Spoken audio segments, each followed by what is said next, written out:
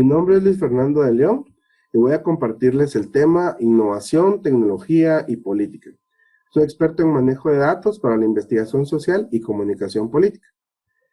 El objetivo es dar a conocer cómo la innovación y la utilización de herramientas tecnológicas aplicadas a la política pueden potenciar la comunicación para conseguir los objetivos estratégicos trazados en una organización política, campaña o causa.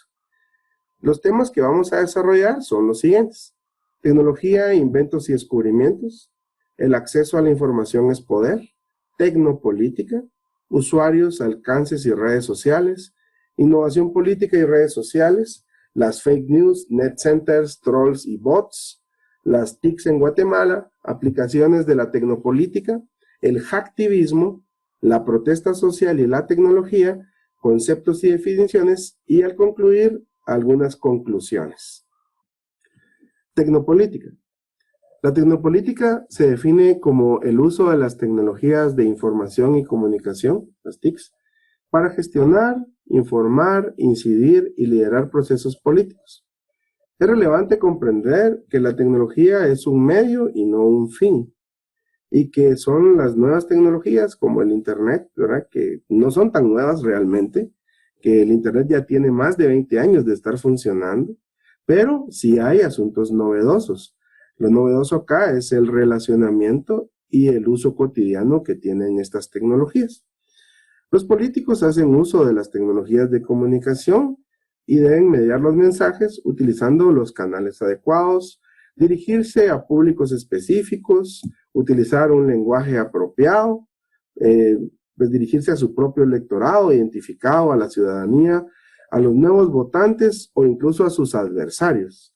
Un político de 55 años pertenece a un grupo, al grupo Baby Boomer, nacidos antes de los años 1949 y 1968, en ese rango, y se comunica con jóvenes de 18 años, pertenecientes a una categoría llamada Generacional Z, que son nacidos entre 1994 y el 2010, y viceversa.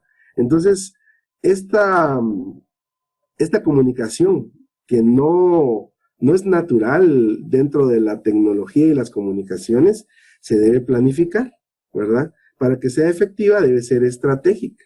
Identificar las formas, el canal adecuado, cómo penetrar adecuadamente a los conceptos de los receptores, valorar altamente la retroalimentación.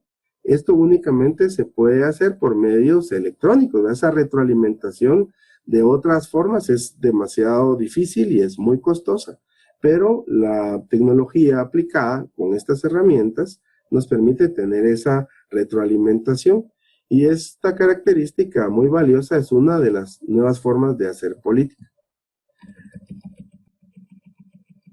Los movimientos sociales también son influenciados por la tecnología o la tecnopolítica. Está también el llamado call to action o llamado a la acción. La innovación trae consigo nuevos contextos y las posibilidades que antes no eran posibles, esas acciones, ¿verdad? Siquiera imaginables. Hace 15 años no era común una especialización o campo laboral para un puesto de social manager, por ejemplo, ¿verdad?, que es el que administra las redes sociales. Imaginemos hace 25 años alguien que aspirara a ser un influencer o un youtuber. Eso no existía, ¿verdad? Muchísimo menos ser un profesor de una asignatura de tecnopolítica. Esto quiere decir que las formas han cambiado, ¿verdad? Y estos segmentos, por asuntos etarios, como el político de 55 años intentando dirigirse a jóvenes de 18 años, requieren una estrategia. Y hay asuntos nuevos que hay que ponerle mucha atención, como por ejemplo los influencers. Los influencers o influenciadores son personas que tienen alta exposición mediática en redes sociales. Usualmente pueden ser deportistas o artistas o políticos mismos que tienen cierta popularidad y hacen uso de su fama para anunciar desde calzado deportivo, como los futbolistas Messi, Ronaldo, no lo sé, artistas para promover incluso causas benéficas o causas sociales, incluso marcas de vehículos, ¿verdad? Pero también en política existen los influencers, que son reconocidos como formadores de opinión y son personas que gozan de popularidad y credibilidad en sus comentarios y en sus ideas, ¿verdad? Poseen grandes cantidades de seguidores e inciden en el pensamiento y en la toma de decisiones de los ciudadanos. Estos influenciadores, algunos pueden ser usados, o más bien usada su capacidad de incidir de forma positiva o de forma negativa, ¿verdad? Pero todo esto es algo que el propio acceso a Internet nos ha permitido. Hay algunos ejemplos interesantes de acontecimientos, de movimientos sociales o basados en el call to action, que han marcado la diferencia en la comunicación y en la posibilidad de conexión de los dispositivos, que son quienes nos han permitido que la ciudadanía se organice de manera espontánea, ¿no? Por ejemplo, momentos sociales memorables como el 15M en España, que fue un movimiento llamado también de los indignados en manifestaciones el 15 de mayo del 2011, convocada por colectivos utilizando estas herramientas, ¿verdad? Estas redes sociales, utilizando hashtags. Y en este específico momento del 15M, que fue en el 2011, como les decía, se produjeron algunas series de protestas pacíficas en España con intención de promover democracia participativa alejada del bipartidismo del PSOE y el PP, ¿verdad? Que eran los dos punteros únicos que muchos decían que eran lo mismo, ¿no? Luego han habido otros movimientos muy interesantes que a partir de la espontaneidad y el call to action por medio de las redes sociales y estos dispositivos conectados, que son los celulares, han permitido estos movimientos que realmente surjan, ¿no? Como por ejemplo el movimiento Ni Una Menos, que es un movimiento alrededor del mundo que se opone a la violencia contra la mujer, ¿verdad? Es muy fuerte, muy poderoso este movimiento. O, si ustedes recordarán, en 2015 en Guatemala, el hashtag Renuncia Ya. Muchos atribuyen que esto fue lo que en parte generó que la indignación de las personas se viera como motivación para poder reunirse en la plaza y exigir cambios en el gobierno en turno, ¿verdad? O algunos otros un poco más actuales, como El violador eres tú o El violador en tu camino, que es un movimiento muy fuerte que arrancó en Chile con un grupo de mujeres que se determinaron las tesis, que es una canción que hicieron y tiene una acción en plazas públicas que le dio la vuelta al mundo, ¿verdad? Pero también estos call to action pueden tornarse en contra de lo que la causa en sí quisiera, y les quiero también mostrar un ejemplo, que es el momento en el que el doctor Edwin Asturias, el comisionado por el COVID, llama a la población a hacer una acción, y lo hace por medio de redes sociales, ¿verdad? Los llama en un tweet a que todos a cierta hora salgan con sus cacerolazos, les llama, ¿verdad? Que es un sartén o una olla, a somatar ese sartén para darle ánimo a los médicos que están en primera línea combatiendo el COVID. Y pues esto, más allá de impulsar a que las personas lo hicieran, le salió al revés. Esto se convirtió en una crítica directa, no solo al gobierno, no solo a las personas que estaban trabajando por el COVID, sino a él. Porque resulta que los médicos que estaban en primera fila no habían recibido salarios, no tenían condiciones para trabajar, no tenían insumos médicos apropiados, y la indignación de las personas se hizo notar en las redes sociales, y en vez de favorecerle, este call to action, pues no le favoreció, le fue muy mal. Entonces, estos call to actions, si en algún momento se pueden planificar, porque algunos surgen espontáneamente, vale la pena tomarse el tiempo para analizar los pros y los contras, pero se pueden desarrollar con una estrategia muy bien planificada, y permiten que esos movimientos sociales se puedan generar. Innovación política y redes sociales. Las redes sociales han tomado mayor protagonismo y se han convertido en una herramienta innovadora en campañas políticas, valiosa para enviar mensajes, compartir contenidos a gran cantidad de público segmentado a bajo costo y permiten la intención y medición, pero también son sistemas que permiten el escrutinio público, la denuncia y la socialización de diversas demandas que pueden dirigirse a un político específico o a un sector. Es decir, que tanto podemos publicar contenidos como también recibir esa retroalimentación, que no siempre es favorable, ¿verdad? Pero siempre es muy útil. Pues por ello debe tomarse en cuenta, no deben tomarse a la ligera más bien, y deben utilizarse basados en una estrategia. Dicho esto, les quiero comentar también que no todas las redes sociales son iguales, ¿verdad? Tenemos variedad, ya mencionamos algunas, Facebook, Twitter, Instagram y otras, pero no todas son iguales.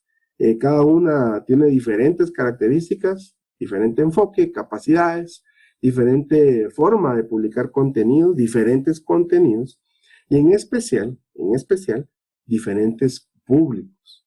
Eso hay que entenderlo muy bien. En Guatemala, como mencionábamos, la penetración del Internet no permite llegar a algunos grupos o segmentos de la población. Así que hay que tener en cuenta que aquí en Guatemala no toda la gente está en redes. Una gran cantidad sí, pero no toda la gente está en redes sociales. Pero resulta una audiencia muy interesante. Ahora les voy a compartir un poco sobre las características de estas redes y sus diferencias, ¿verdad? Enfocado en el ámbito político. Ahora seré breve para hacer estas descripciones, pero quisiera entonces empezar con Facebook. Obviamente es la más popular, seguramente la conocen y la utilizan. Abarca un gran número de seguidores, permite cierta interacción dentro de estos grupos de personas que no se integran activamente en fuerzas políticas, no necesariamente todos los que están en Facebook están vinculados a política. Pero nos permite llegar a un lector general, permite la segmentación y medición, incluye a las abuelitas, a las mamás, a los vecinos. El uso de contenido gráfico y texto es breve, esencial, pero resulta que lo gráfico tiene mayor relevancia y el texto está en segundo plano, ¿verdad? Y el segmento etario es bastante amplio, adultos mayores, jóvenes están ahí. La segunda es Twitter. Twitter, como saben, tiene esta limitación a propósito, desde luego, de 280 caracteres para poder redactar un contenido de Twitter o un tweet, ¿verdad? Es de carácter informativo. En ella se generan debates sobre coyuntura política, permite posicionamiento político también.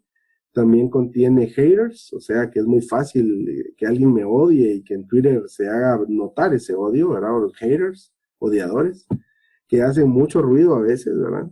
Requiere de una estrategia, a diferencia de Facebook, que puede ser un poco más relajado, pero sí requiere estrategia. Twitter sí necesita una estrategia para utilizarla en asuntos políticos, para poder conseguir posicionamiento y llegar a un segmento etario de jóvenes arriba de los 20 años, más o menos, ¿verdad? Y mayores. La discusión política está ahí.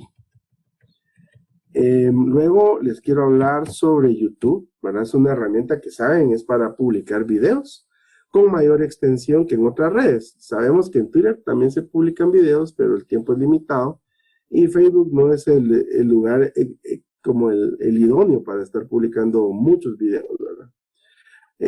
Para eso tenemos a YouTube. Son videos que pueden ser públicos, específicos, y acá se puede hacer uso de una herramienta especial que son los influencers o llamados youtubers, que son personas muy famosas que son influencers o influenciadores idóneos para campañas específicas, ¿verdad? Ya hablábamos antes de estos influencers que pueden ser desde deportistas, artistas o políticos propiamente o generadores de opinión, ¿verdad? También tenemos Instagram, que está dentro del ranking también de las más utilizadas. Permite publicar imágenes, especialmente fotografías. Es una red pues un poco más relajada, ¿verdad? Permite reflejar cotidianidad en un político, es muy importante. No requiere muchos textos elaborados, lo cual la hace muy diferente que Twitter, ¿verdad? Permite cierta cercanía del actor político con su electorado y cercanía con causas sociales que se desean posicionar en grupos meta específicamente. Luego les quiero hablar sobre TikTok. TikTok es una red social muy nueva, ¿verdad? Muy novedosa. No aparece en los rankings justamente por eso, ¿verdad? Todavía no está en estos rankings. Esperamos que en los nuevos ya aparezca. Existe muy poca evidencia de uso político en ella, pero hay grandes organizaciones sociales que la están utilizando para posicionar mensajes y causas. Y el público es bastante joven. Se espera que en algún momento los políticos la utilicen más, teniendo desde luego algunas consideraciones para no caer en el ridículo, digamos, ¿verdad? Pero sí poder llegar a ese público de jóvenes votantes, ¿verdad? Que es un electorado interesante. Y por último, tengo por acá WhatsApp, que como les mencionaba, está en debate si es una red social o no, pero es una herramienta muy, muy poderosa que permite compartir contenidos de forma inmediata. Textos, audios, imágenes, ¿verdad? Muchos planes de datos celulares de las telefonías de acá en Guatemala permiten su uso sin costo adicional. Y es de uso masivo, ¿verdad? La única gran limitante o debilidad es que no permite una medición, a diferencia de las otras redes sociales, que podemos saber a cuánta gente llegamos, en qué momento, en qué horarios. El WhatsApp no podemos identificarlo porque es orgánico y no obedece a un estándar específico, ¿verdad? Es espontáneo. Pero resulta muy poderoso para hacer chats de prensa, por ejemplo, para publicar información a los periodistas en asuntos políticos, desde luego, ¿verdad? Para chats de organización política, son muy utilizados. Chat para coordinación, para hacer una gira, etcétera, etcétera. Dicho lo anterior, quiero concluir este tema diciendo que cada red social tiene sus particularidades y por ello los contenidos deben diseñarse de forma específica para cada red social, idealmente. Deben identificarse los públicos meta de cada red social, que no son los mismos, o sea, no siempre son los mismos. Definir una temporalidad en las campañas, diseñar esas campañas que sean específicas para estos públicos meta. Y es importante saber en qué tono se comunica lo que queramos trasladar a estos públicos, ¿verdad? Cómo se dicen las cosas en cada red y diseñar un plan de publicaciones con horarios específicos. Cada red tiene sus horarios diferentes de publicación. Fake news, net center, trolls y bots. En el pasado, el acceso a la información era limitado. Los medios de comunicación eran grandes compañías que generaban noticias y las compartían en radio, televisión, periódicos y otros medios, cosa que para el día de hoy ha cambiado, ¿verdad? Hoy es muy simple generar y compartir información. Lo complejo ahora es identificar cuáles de estas noticias son falsas. Muchas de estas noticias posiblemente falsas viajan por las redes sociales y pueden confundir hasta el más experto. Por ello, es importante verificar las fuentes de información para no confundir y no compartir una noticia falsa. Usualmente, los generadores de estas noticias falsas o fake news mezclan verdad y mentira como una falacia, ¿verdad? Y esto puede confundir y puede ser utilizada esta fake news para desprestigiar figuras públicas, empresas, generar pánico colectivo, desvirtuar una causa o simplemente desinformar. TICs en Guatemala. En Guatemala, según el censo 2018, el 62% de la población utiliza un teléfono celular a diario, pero solo el 30% de la población utiliza Internet.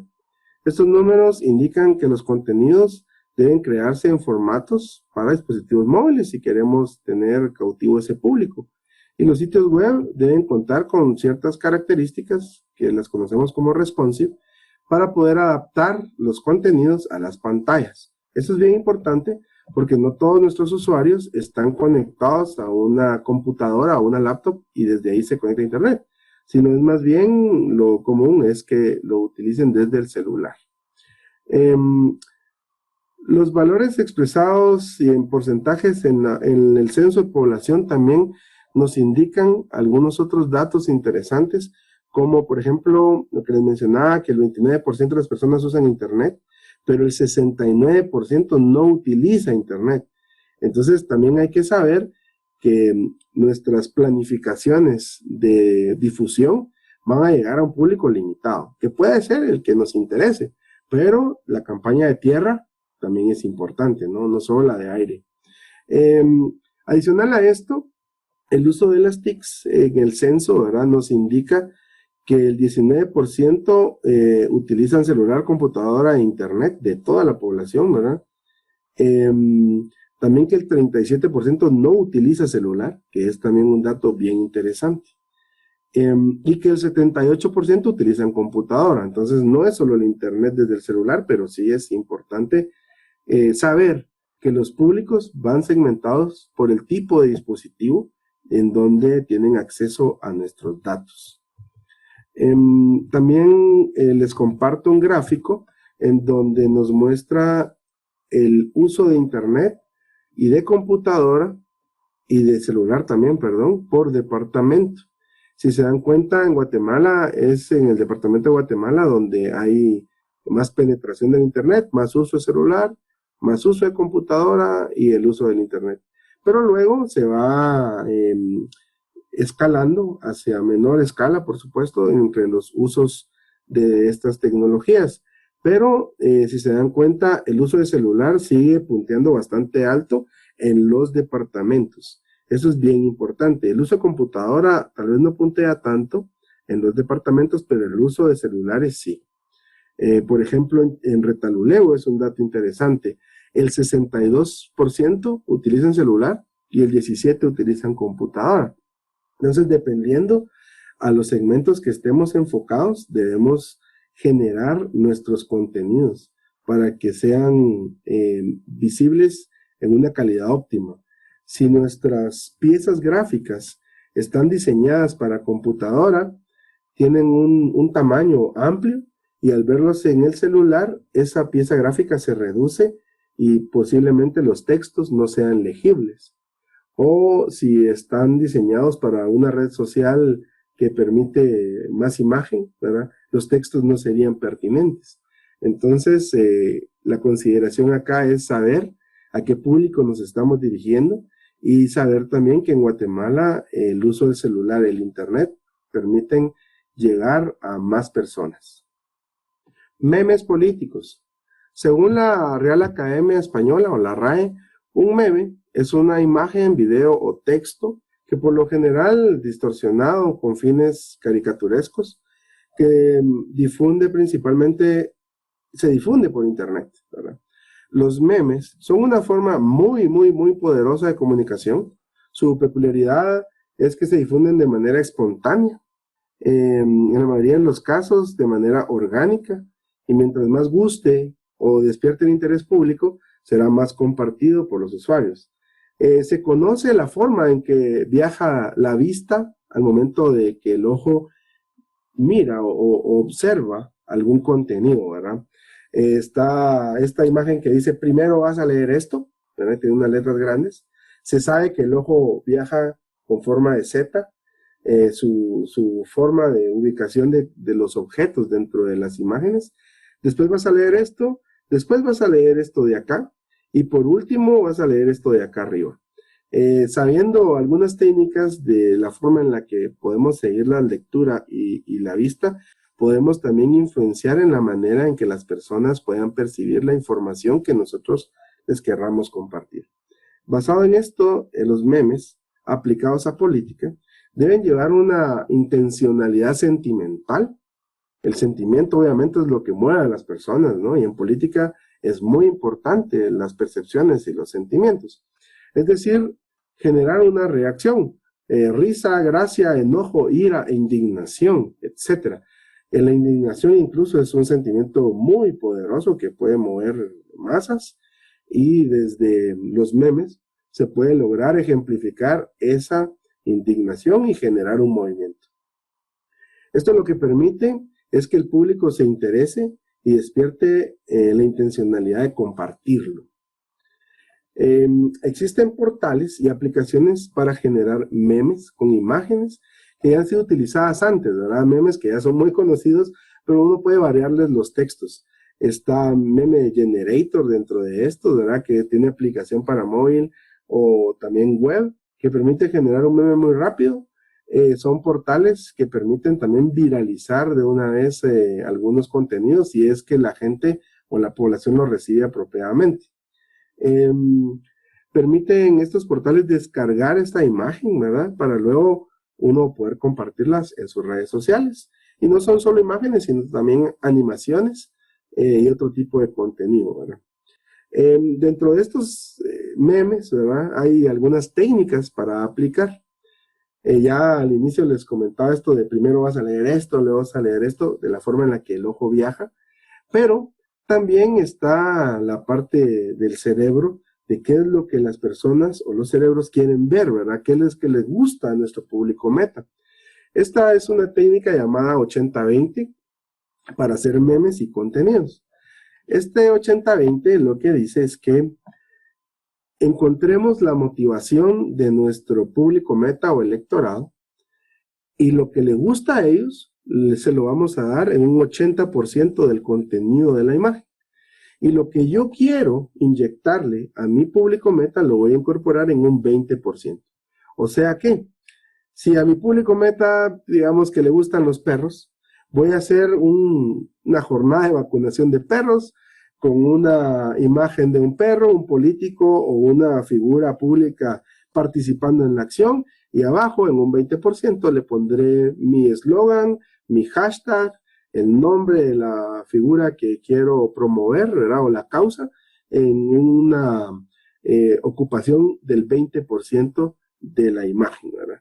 Entonces, el público meta será atraído por el 80% de lo que más le gusta, ¿verdad? Digamos que será el helado de chocolate, pero las verduras vienen aquí abajito con el nombre de la persona que quiero impulsar, el logo, el eslogan o el hashtag. Aplicaciones de la tecnopolítica. Dependerá del ámbito o rol en el que nos encontremos para determinar la forma en la que debemos aplicar la tecnología para gestionar o ejercer acciones políticas, al menos en 4 roles. El primero, el rol de oposición. El segundo, el rol de oficialismo, si pertenecemos al oficialismo. El tercero, el rol de campaña política, que es específica, corta, ardua y diferente. Y el rol de sociedad civil, que es constante, ¿verdad? Entonces, dependiendo en qué ámbito nos encontremos, así serán las aplicaciones de la tecnopolítica. Empecemos con la 1, que es el rol de oposición, ¿verdad? Si nuestro caso es ser oposición y nos encontramos encontrando un espacio de fiscalización, debemos enfocarnos en investigar sobre la ejecución de presupuesto, auditar la calidad del gasto de las instituciones públicas, y para ello hay algunas herramientas disponibles, que son herramientas tecnológicas desarrolladas y están publicadas en portales de gobierno de acá de Guatemala.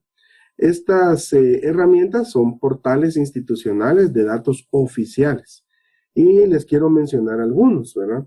En este caso les quiero mencionar a Guatecompras, que es guatecompras.gt, que es el sistema de información de adquisiciones y contrataciones del Estado. Nos permite identificar a quién se le compró, en qué momento, quiénes compitieron, y nos permite tener un panorama interesante de cómo se desarrolló una compra, desde el proceso de licitación hasta completar la compra. Está también el sistema SIGES, que es el sistema informático de gestión, que nos permite encontrar, o más bien generar reportes sobre la ejecución y la gestión administrativa del Estado, que también es similar al SICOIN. El SICOIN es el Sistema Integrado de Administración Financiera, así es. El SICOIN es una herramienta muy poderosa, es el sistema de contabilidad del Estado. Ahí se identifica cómo está ejecutando el presupuesto cada ministerio, cada entidad ejecutora, y se puede determinar si están ejecutando o no, por ejemplo, ¿verdad? Con estos millones otorgados en préstamo por COVID, si están entregando estos apoyos o no, en qué porcentaje lo han hecho, ¿verdad?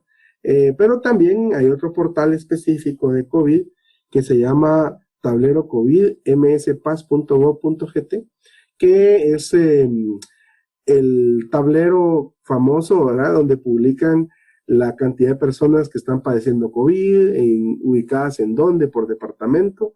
Creo que les falta un poco de más detalle a nivel municipal, pero es un tablero interesante. Luego, una herramienta que es muy poderosa, que la tenemos disponible, que es el censo población, censo.población.gt. Es el censo que desarrollaron en el 2018, que nos da detalles de dónde están las personas, cómo son sus condiciones, está separado por género y sexo, está identificado asuntos regionales, y a partir del censo podemos trazar política pública también, ¿verdad? Está también el portal del RENAP, que nos permite hacer consultas y generar transaccionalidad para requerir documentos, una constancia, un DPI nuevo, y este portal en especial es un portal ya enfocado a e-government o gobierno electrónico, porque le permite a un ciudadano hacer gestiones, pagar en línea, obtener un servicio, ¿verdad? Si se ha perdido mi DPI, puedo obtenerlo por medio del portal del RENAP, ¿verdad? Que es el Registro Nacional de las Personas. Pero, pues, resumiendo, estos portales nos permiten revisar cómo el gobierno gasta los fondos y cómo los invierte, a qué empresa les ha comprado, y son herramientas para su utilización, ¿verdad? Es de uso libre. Bueno, ahora, si estamos en el rol oficialista, que es el segundo, ejerciendo gobierno, nos corresponde realizar la ejecución de forma ética, desde luego, ¿verdad? Conforme a los planes y presupuestos aprobados, utilizando los medios electrónicos como los anteriormente mencionados, para publicar con transparencia los gastos e inversiones que se están realizando. También debemos utilizar en este caso la tecnología a nuestro favor, ¿verdad? Rendir cuentas es muy importante, pero también para hacer notar nuestras buenas acciones. Si somos oficialistas o estamos ejerciendo gobierno, es importante demostrar las acciones buenas que estamos haciendo y publicarlas y ponerlas a la vista. Es una manera también de informar a la ciudadanía, dar a conocer la obra que se está realizando, construir imagen pública, hacer un buen uso de las redes sociales para poder publicar esto, los portales web. Publicar datos es muy importante en estos portales de transparencia, por ejemplo. Y la verdad es que esto requiere tener un plan muy bien orquestado para que funcione adecuadamente. Luego, el tercer rol, si nos encontramos en campaña política. La campaña dura un tiempo específico, ¿verdad? Entonces hay que ser cuidadosos. Una campaña política, que no es el motivo de este curso, pero una campaña política requiere ser planificada y diseñada, y pues tenemos al menos dos segmentos de una campaña, la campaña de tierra y la campaña de aire. El uso de redes sociales, tecnología y esto, no solo es la campaña de aire, sino también puede impulsar y facilitar y hacer más eficiente la campaña de tierra. Estas dos segmentos de desarrollo y diseño de campañas se pueden manejar o administrar desde la parte tecnológica también, ¿verdad? La campaña de aire me refiero a la televisión, los periódicos, las vallas, los medios electrónicos y la radio, ¿verdad? Y la campaña de tierra me refiero a los meetings, las visitas, caminatas y otras acciones presenciales. Y por último, ¿verdad? El número 4, si nosotros nos encontramos en el rol de activistas o sociedad civil, colectivos organizados, luchando por alguna causa social, incidiendo en la generación de política pública, también tenemos herramientas tecnológicas disponibles para mejorar nuestro trabajo, ¿verdad? Para articular los movimientos sociales mediante el uso de las redes sociales, como lo mencionamos antes, herramientas para evidenciar también públicamente nuestras causas, peticiones de firmas o los llamados crowdfunding, que son colecta de fondos por medio de internet. Aquí en Guatemala hay que ser cuidadosos con esto, ¿verdad? Hay que saber muy bien lo que estamos haciendo para generar campañas de crowdfunding para que todo sea en el marco de la ley, ¿verdad? Hacktivismo es la unión de dos palabras, hacker y activismo, o conocido como ciberactivismo. Se refiere al uso no violento de herramientas informáticas con fines políticos para desfiguraciones de sistemas. Sí, no configuraciones, desconfiguraciones más bien de sistemas. Redireccionamiento, ataque de servicios de denegación como el DDoS, burlas de sitios web o especialmente burlas a portales de figuras públicas u otros, con el fin de promover o privilegiar alguna ideología política o hacer notar una causa. Los actos de hacktivismo son llevados bajo la creencia de la utilización de estrategias para poder impulsar o apalancar algunas causas, ¿verdad? El activismo podría ser también vinculado a desobediencia civil, ¿verdad? O activismo regular. También existen ataques del cuales podemos ser víctimas, como por ejemplo el ransomware, WannaCry, que es uno de ellos, o el Pegaso, por mencionar algunos, que es el uso de herramientas tecnológicas para infectar nuestras máquinas y tomar el control de ellas, alguien más, ¿verdad? Estas son algunas de las líneas de hacktivismo que existen. La protesta social y la tecnología.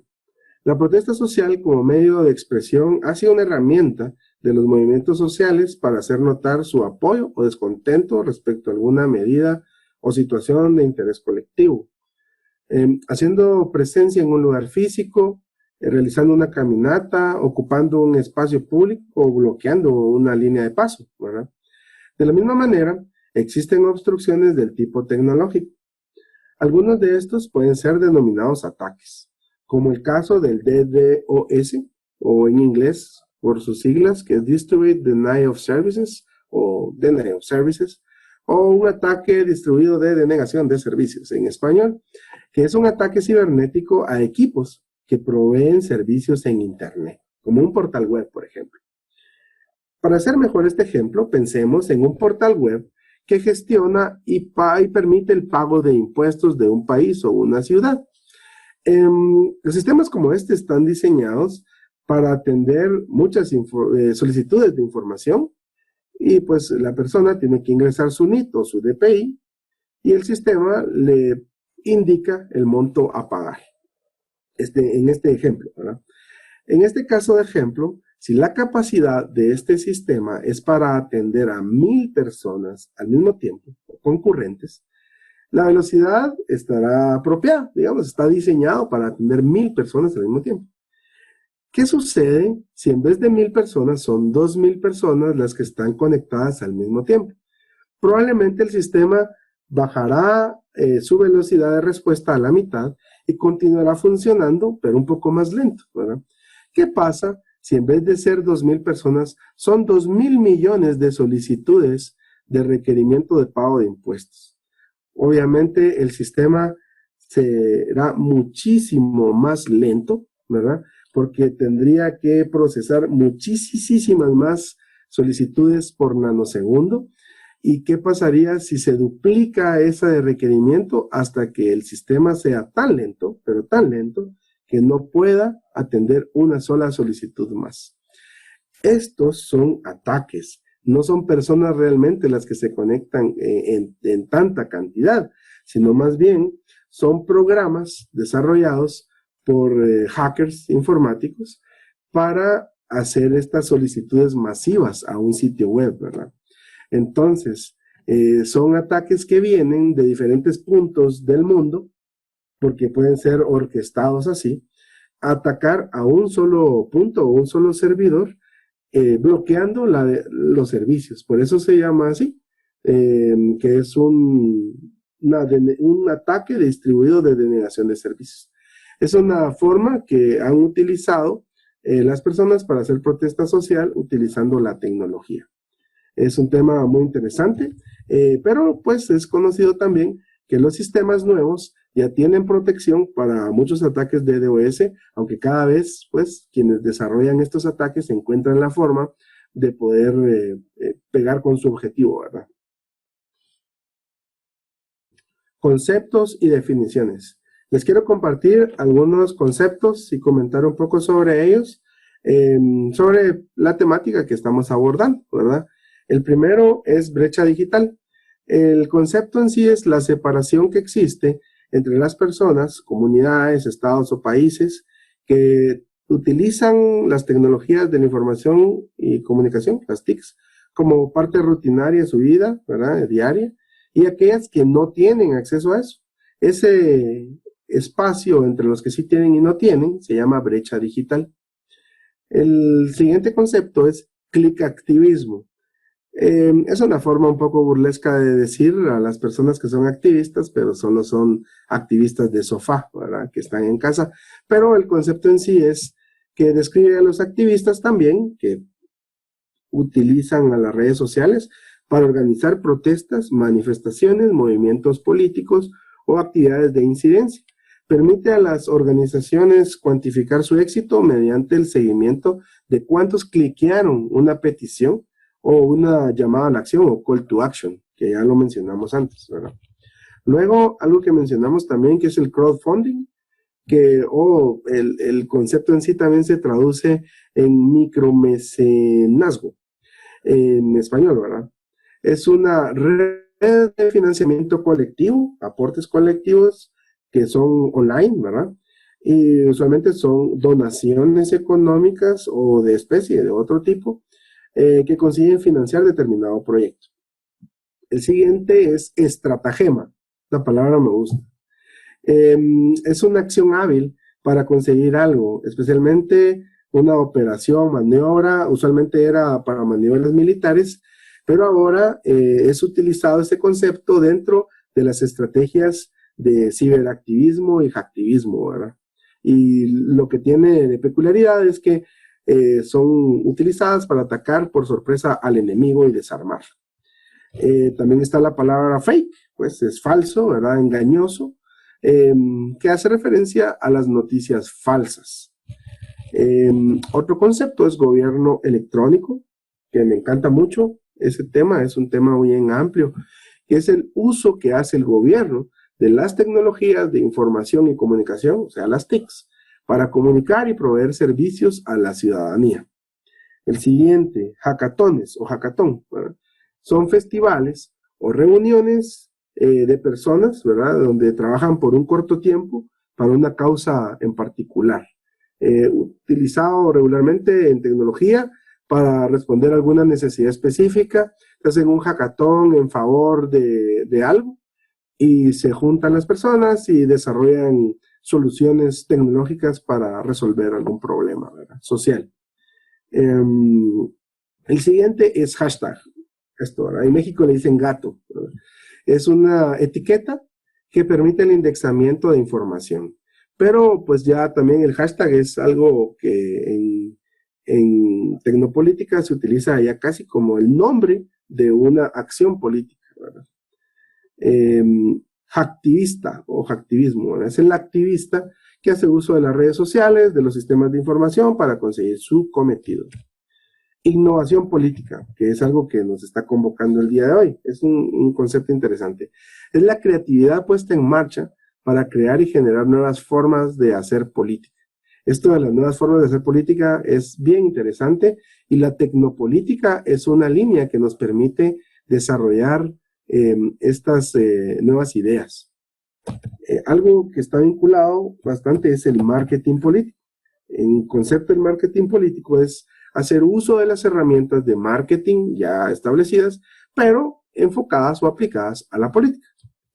Luego, el otro concepto, que ya también lo habíamos mencionado, es prosumers, que es ser consumidor y proveedor al mismo tiempo, ¿verdad? Consumidor y viceversa, prosumer o prosumidor. El siguiente es post. Post es una publicación, es una unidad de contenido publicado en redes sociales. Por lo tanto, el repost o repost es compartir el post de alguien más, ¿verdad? O el retweet, ¿verdad? En Twitter. Luego aquí hay otro concepto que es un poco burlesco también, que es el sofactivista, ¿verdad? Que es un término peyorativo para un activista que opera desde su casa, detrás de una computadora o desde su sofá, ¿verdad? Cómodo, desde ahí le da me indigna, clic, me indigna, like, ¿verdad? Luego están las TICs, que es un término que hemos utilizado mucho. Las TIC son tecnologías de información y comunicación. Luego está el teletrabajo, es algo que está de moda ahora, ¿verdad? No tanto de moda, sino más bien necesario, que es el trabajo remoto basado en sistemas y conexión a Internet. Luego tengo por acá la tecnopolítica, que es un tema también extenso e interesante, o la política 2.0, que es el uso de herramientas tecnológicas para usos políticos. Tengo el siguiente concepto, que es ubicua, que es un lugar o espacio donde todo se conecta a Internet. Aquí hago un paréntesis con el Internet of Things o el Internet de las cosas, donde todos los aparatos, los objetos pueden estar conectados al Internet. Y existen ciudades ubicuas, ¿verdad? Donde muchas cosas de la ciudad, elementos, los semáforos, las calles, las mesas de los restaurantes, están conectados a la red, ¿verdad? Tengo también otro concepto, creo que es el último, es viral. Viral es un contenido que se populariza masivamente por medio del Internet. Por último, para finalizar, quiero compartir algunas conclusiones. La aplicación de la tecnología en política nos permite innovar mediante herramientas y técnicas que potencian nuestras acciones y comunican masivamente. En la mayoría de los casos, estas herramientas permiten la medición del impacto y alcance. Nos permiten automatizar procesos y el escrutinio público, que es muy interesante y muy importante. Facilitan la apertura y abonan a la transparencia. Dependiendo del rol en el que nos encontremos, debemos publicar lo que hacemos, ¿verdad? Y también tenemos que tener herramientas para ver qué es lo que están haciendo los demás. En el caso de ser oposición, lo que está haciendo el oficialismo, y en el caso del oficialismo, publicar para demostrar que lo que hacemos es transparente. Como conclusión también les quiero compartir que la innovación política no se reduce únicamente a la aplicación tecnológica. Esta es una de sus posibilidades. Es posible innovar con nuevas ideas, pero la tecnología sí facilita el camino y nos permite ser mucho más eficientes y acercarnos a nuestro objetivo político. También como una reflexión les quiero compartir que la tecnopolítica y la innovación son grandes armas muy poderosas que al aplicarse pueden cambiar la correlación de las fuerzas y favorecer a quienes dominen las técnicas y las técnicas de persuasión principalmente. Por lo que es importante tener la brújula ética muy bien alineada. Muchísimas gracias. Soy Luis Fernando de León. Ha sido un gusto compartir con ustedes este tema.